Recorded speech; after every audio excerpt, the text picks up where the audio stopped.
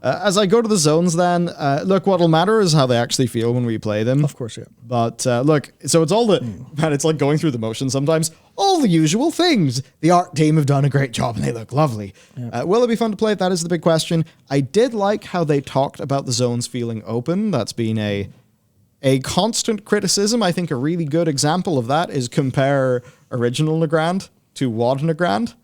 And, you know, WoD Nagrand started to get, like, more intricate and stuff, and I feel like it lost some of its essence. So, yeah, I'm just really interested in how this will actually play. Yeah, like the idea of big open plains with Centaur. It's like that. And also, you see this this concept art they're using in the background? That's fucking beautiful. Yeah. I mean, I think it's interesting coming from Shadowlands because Bastion and Revendreth specifically are... like, they're really beautiful zones. They're really well crafted and art design and stuff. But actually playing them, sometimes it just feels like hemorrhoids. It's brutal. Like, Bastion opens up when you go out, you finish the first little bit, you go up, and then Clea shows you the vision of what it used to be. And obviously, halfway, it's just some blue things in the sky. But it's like you see this, like, kind of nice vista. But then you immediately just go, well, here's gameplay section, here's gameplay section, here's gameplay section. So it's like if they've changed their actual design, like, level design process to be... here's not a series of quest zones which become world quest zones. If they actually go, yeah, here you go, here's a place. I mean, the first thing I thought was, I didn't want to say it because it would maybe be a little bit rude, whenever it was like, you know, we increased the level of detail, or not the level of detail, the like distance, you can say. And my first thought was, someone at Blizzard played Elden Ring and went, I can play that? Holy shit! Put that in our game. That's the first thing I thought. Anyway, like, obviously, timelines basically make that impossible. Of course, yes.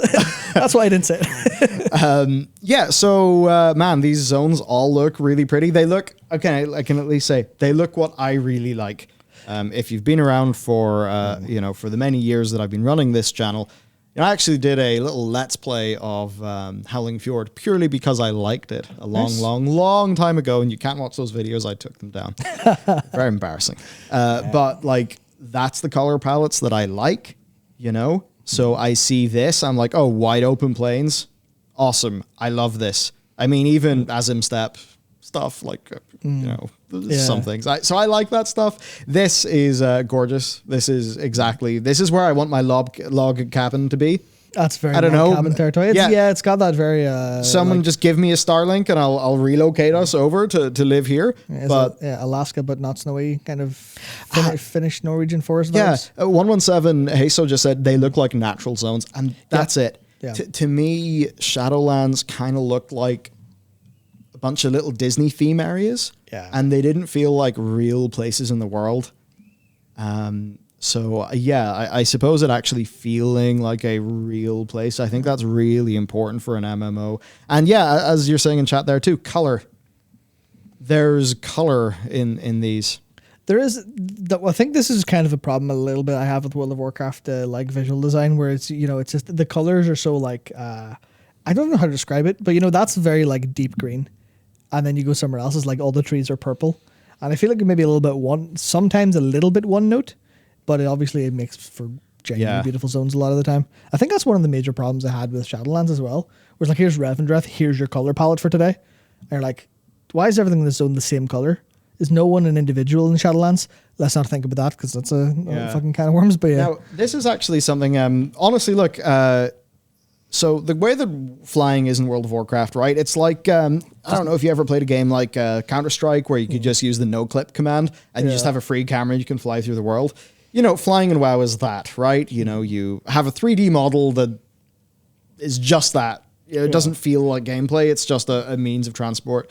But one of the things that I saw when I started playing some Guild Wars 2, especially hopping over to my girlfriend's account using the Griffin. Yeah. Because the thing about the Griffin is it can't fly forever. It needs to do swoops and, all of that stuff.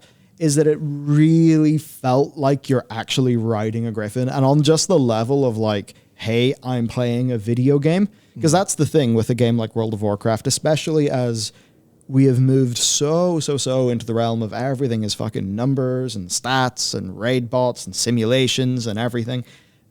Sometimes you can actually miss the part of the game that is the fantasy of the game, the gameplay of the game, right? Like, you think about, let's just say a game came out that was about dragon riding. and you saw the demo for it or the trailer, and like you actually feel like you're flying a dragon, that's something people will think like, oh, that's really cool. So I look at this and it's like, shit.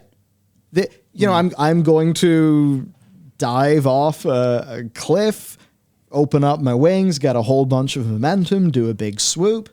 It seems like I'll be able to upgrade this. Like maybe there's skills or something attached to it, and then even customize the dragon. Because the thing is, there's always the chance that if regular flying was available from day one, that because of efficiency, people just wouldn't do this. Yeah. And there's one of the things we've been talking about for the longest time, because often people say, oh, you're streamlining the fun out of the game. And that's often meant in regards to, say, class design and things like that. But that also really matters for traversal.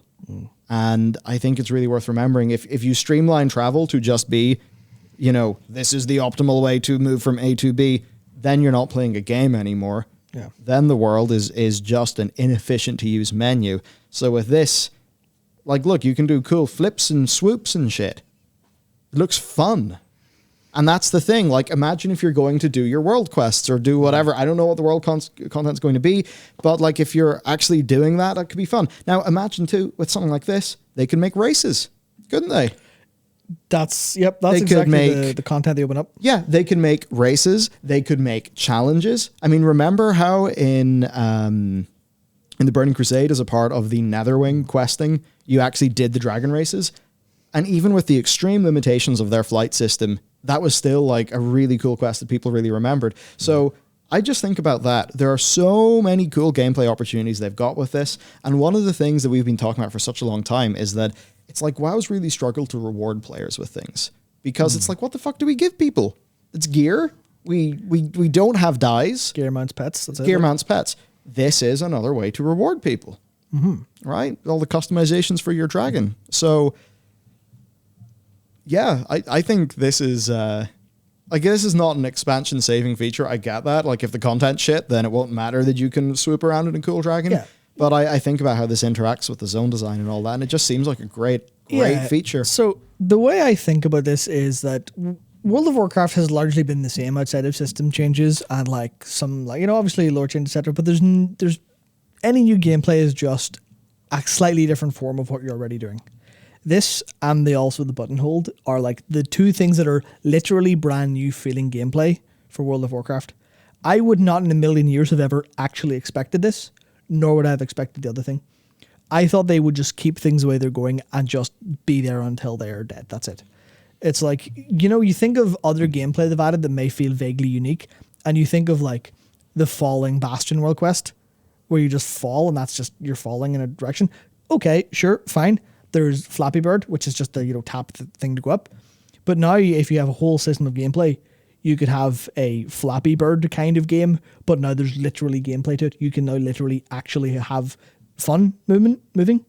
I think that's the thing that like, whenever you think of any like really good video game or, basically the history of video games, one of the most fun things has always been moving different ways, moving in fantastical ways, stuff like Vanquish, sliding around the place.